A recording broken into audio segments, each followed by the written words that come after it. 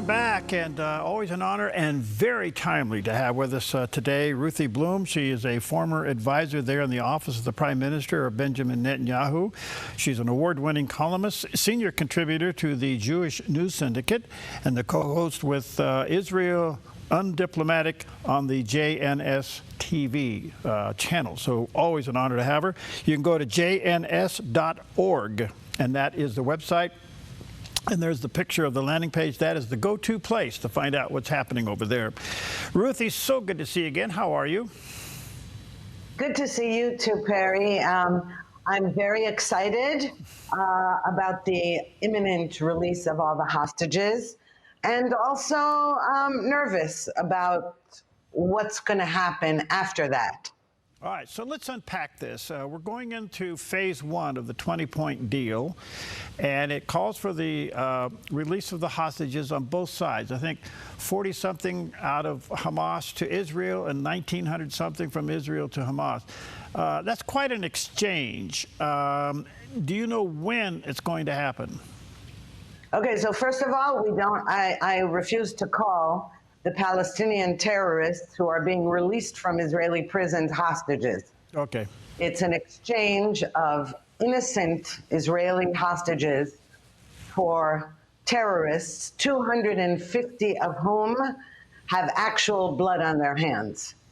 So that's the exchange, and that is starting to happen. The list of the terrorists was already submitted, and some of the loved ones of the people killed by those terrorists are appealing to the court, and it's a process that goes on. They won't win those appeals, but they're making a statement saying, please don't release that particular terrorist because he stabbed my daughter to death, or that one who car rammed my son to death, and that kind of thing.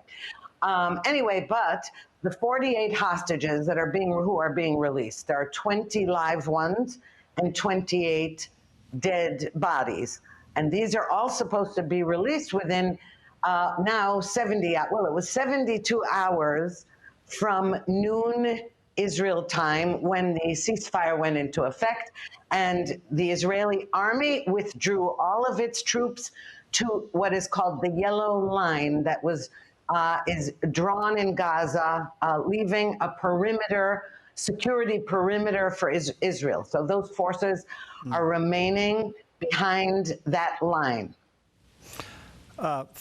Thank you, and I apologize for not being more clear on that. I'm just caught up in the normal rhetoric of news, and I apologize for that. You made it very clear. Let me ask you this. All right, so the Israeli troops have been withdrawn back to the Yellow Line. From what I saw on the Yellow Line, it still circles Gaza City, right? Yes, well, it goes around. I mean, I don't have a map in front of me, so it's hard to describe. Right. But it's a line that goes from the Mediterranean Sea around the area of the Gaza border, the Israeli side of the Gaza border, and back down towards the Mediterranean Sea, almost like a U shape. Right, right. And so it is, yeah, now we're not in Gaza City, but will have the right to go back in the event that Hamas violates any of this ceasefire. All right.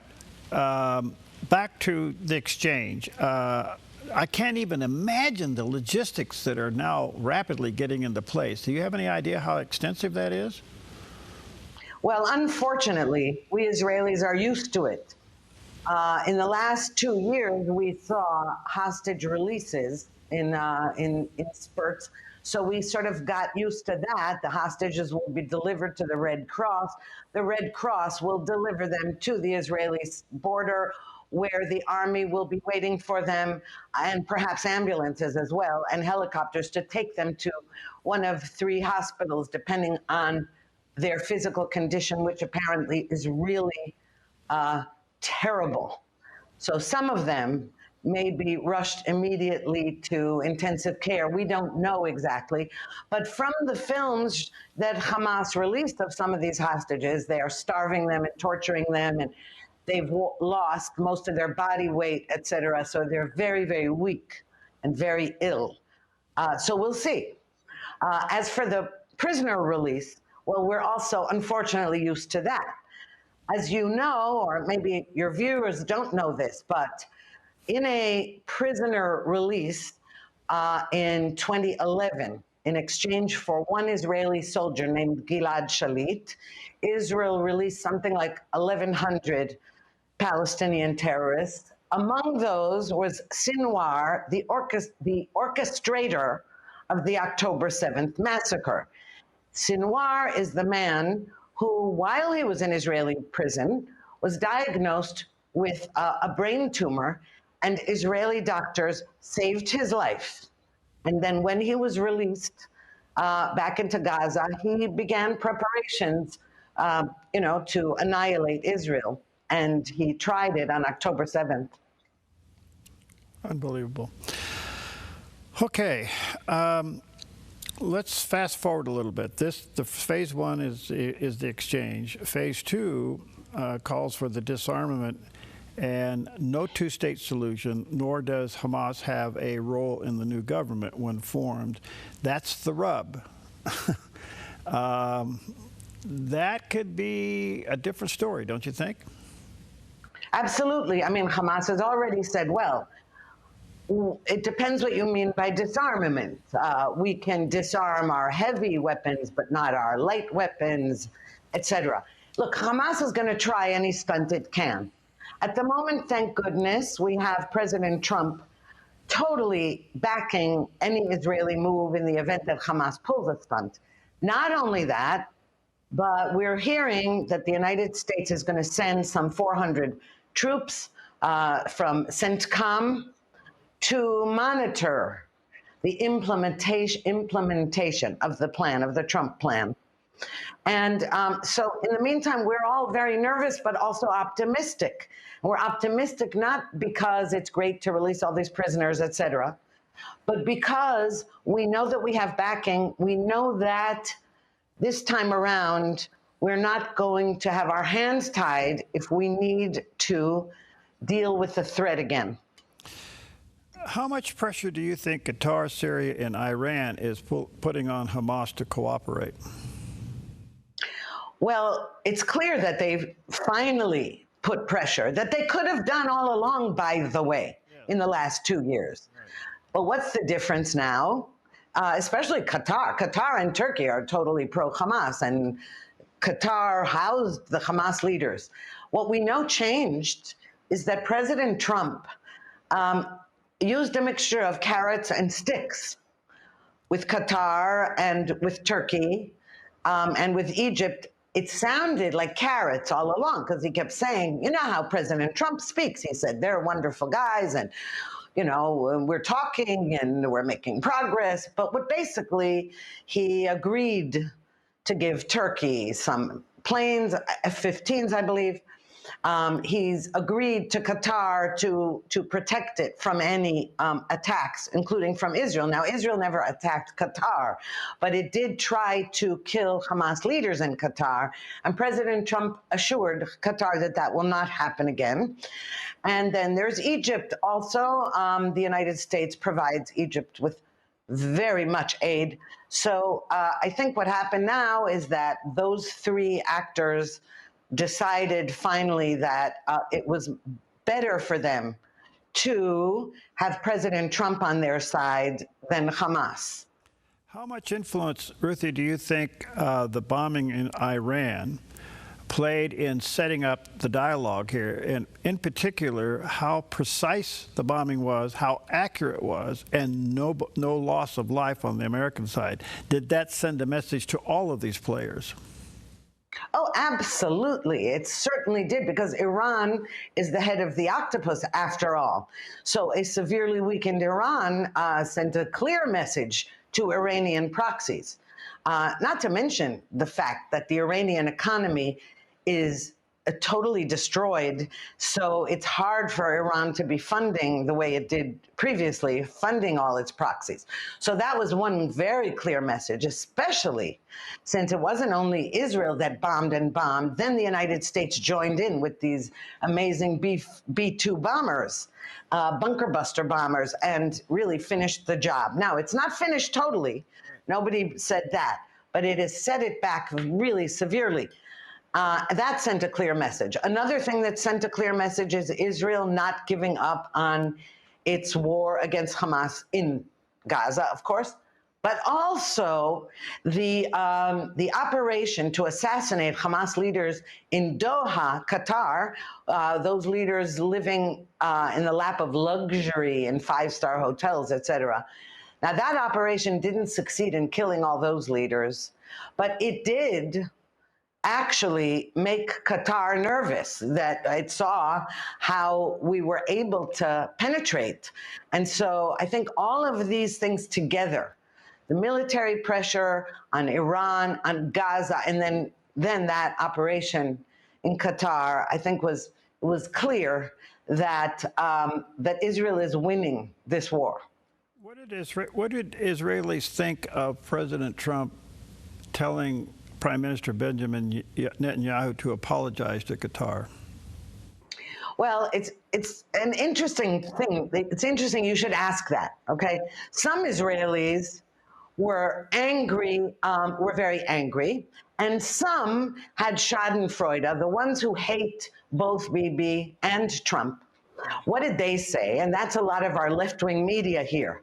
What did they say? They said, aha, you see, Trump doesn't, there's a rift between the White House and Israel, and it's Netanyahu's fault. All right, that's a going line. It's like the line of the New York Times, and it's been the line of Axios and other media outlets and Hebrew media outlets. You see, actually, there's a rift.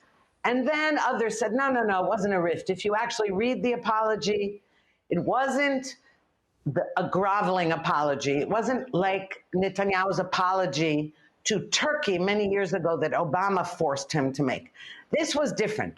This apology said, and it was sincere, we were not aiming at Qatar. We do not want to hurt your people. We were aiming only at Hamas terrorists, and we have said that they are not safe anywhere in the world.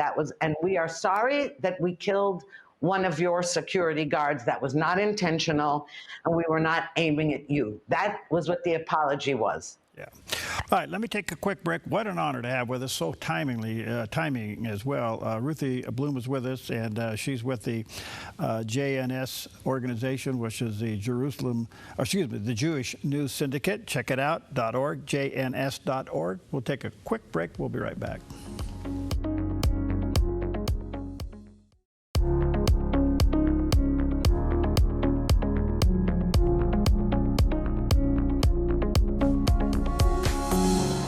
Welcome back. It's such an honor and so timely to have back with us our good friend Ruthie Blum. She's a former advisor there in the office of the Prime Minister of Benjamin Netanyahu. She is a senior contributor and editor with the Jewish News Syndicate, and that's the website, jns.org.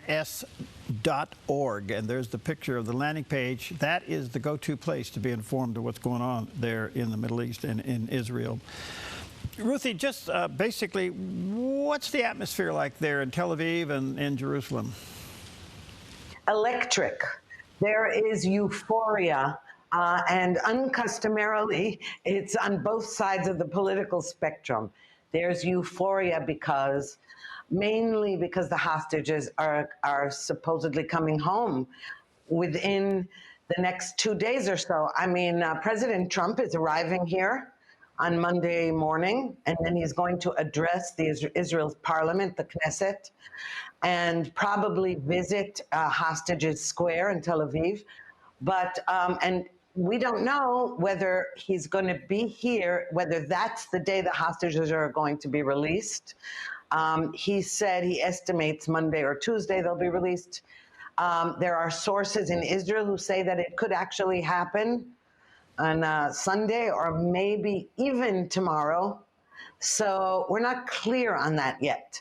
But the atmosphere, there was such celebration when it was announced that Hamas is releasing the hostages. People were drinking champagne in the middle of the night, mainly the hostage families. Sure. There was just incredible celebration. Do we know who's alive? Well, supposedly we do, yes. We have a list of the live hostages and a list of the dead ones. But of course, you know, anything could happen. After all, they are being starved and tortured, the live ones. So, you know, theoretically, some could die in the meantime. But as far as we know, I somehow doubt that Hamas is going to pull that trick.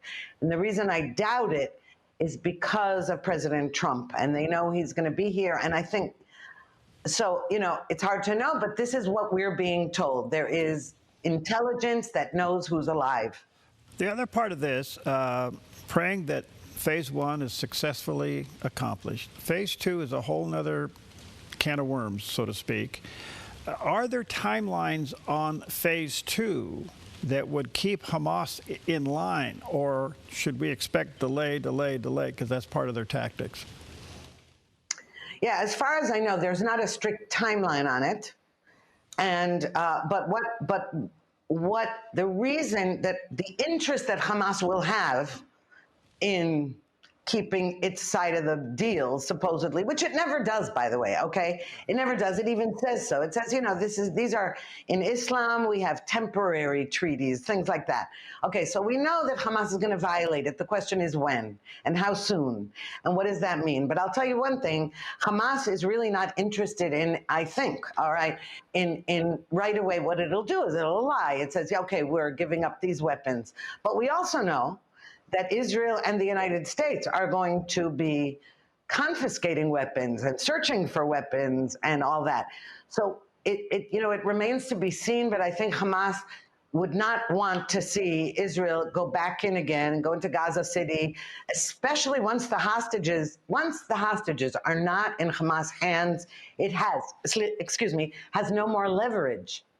So it would give us, you know, when I say leverage, it's not just leverage to keep us, keep us in this war, but we were being very, very careful and surgical about our strikes because we didn't want to inadvertently kill any of those hostages. Once they're out of there, Hamas understands that all bets are off. So we'll see. Yeah, we'll see, because I don't know how in the world you're going to keep them out of trying to be influencing the new government. No, you can't. And not only that, it's worse than that. And why is it worse than that? Because the Palestinian Authority in Ramallah, that's considered by some in the West, you know, the people all across the United Nations, all of those countries, France and Britain and all that, and Canada, all of those who were recognizing a Palestinian state, they were thinking of it as a state led by the Palestinian Authority, whose leader is Mahmoud Abbas. And he is just a terrorist in a tie. He pays Hamas terrorists stipends, monthly stipends, and their families. The point is that one of Israel's goals is to de-radicalize Gaza, because it doesn't help you to have other forces in there if they're teaching their children to slaughter Jews, Christians, and infidel Muslims, and have that preached from their mosques and in their media, etc. So this is a long process. You know, I think it takes 2 generations to de-radicalize a population that is raised on that. Yeah, that's a great point. I guess the other question, I'm not even sure how to ask it, but let me throw it out there. If you take Qatar, Syria, Iran, Turkey, Egypt, Saudi Arabia, and they're all kind of giving their nod to have this deal work, there's another thing going on here. How in the world do you get Shiites and Sunnis to agree on anything? Well, in this case, the axis that has agreed on things together had to do with its being an anti-Iran axis. And also competition between, you see, the Syrian regime was toppled, right? But it was toppled by former ISIS and Al-Qaeda member Al-Shara. Was named, he used to be called Al-Julani after the Golan Heights. Now, he put on a suit and tie and made real nice with Trump, but we can't believe that he's not still a jihadi. And in Syria, his troops were slaughtering Christians and Druze, etc. So you're absolutely right. The trouble with the Middle East is that you really are dealing with a whole bunch of Jack the Rippers and Boston Stranglers. And at any given moment, you're making alliances with one or the other based on your interest. For example, Iran, a nuclear Iran was against all of our interests. So, in the long run, your opinion, what happens to Qatar? You know, I am very skeptical about Qatar, because you see, Qatar is not only is it the Middle East's ATM machine, but you know, it's Qatar that's responsible for all the radicalization of the universities on United States campuses, all the woke radicalism. That's Qatar behind that. Qatar knows what it's doing. It throws its money around to universities all over the West in order to undermine the West from within. So Qatar is a very, very bad actor. And so when you ask me what's going to happen with it, I have to tell you, I don't know, but I'm hoping that President Trump understands this and is using his leverage to stop that from happening. I mean, we know that he's been saying that universities aren't going to receive federal funding if they continue to do certain things. And that's all, as I said, that's Qatar behind that. Yeah, so that's why I asked. I have to tell you, I don't know. That's why I asked the question. Yeah. That's why I asked the question. Okay, one other quick question. We're running out of time. What do you think would break the ceasefire? Well, any mortar fire, rocket fire, sniper fire at troops beyond the what we're calling the yellow line, finding movement in the tunnels. You know, we still haven't tackled all those tunnels. There's, you know, so that would constitute a violation. Okay. But also not giving up their weapons and all the other things that are in that agreement. And we'll believe it when we see it. I get that. And then the other question is, with all that's going on, do you think Saudi Arabia comes into the accord? It looks like it. And the reason it looks like it is I think Saudi Arabia wants some of the sweet deals that Qatar and Turkey are getting, which is to say some kind of U.S. protection. But make no mistake, Saudi Arabia is not some, you know, Western democracy over here. So, you know, we're dealing with a whole different culture that is, it's not kind to minorities, women, anything. It's, you know, so what can I say? But yes, I believe that Saudi Arabia will want in on Trump's deals. Okay. And do you think Prime Minister Benjamin Netanyahu down the road survives an election? Well, down the road is not very far down the road. In fact, even if the government didn't fall, or even if he didn't call for early elections, the actual elections that are scheduled to be held are a year from now. And you know, an election cycle, right, in a year, you already have to start campaigning, right? A year is not a long time. Right. So what I say is that if he decides to continue running as head of Likud, in a parliamentary system, you vote for a party, not for a prime minister. Right. And you're asking if I believe that he would win again? Absolutely, yes. Good to see you. Thank you for your time. We value it greatly. Blessings on you, and safe blessings on you. And all of our prayers are with you and your country over the next 5 days or so. So thank you, Ruth. Thank you so much, Perry. Good to see you again.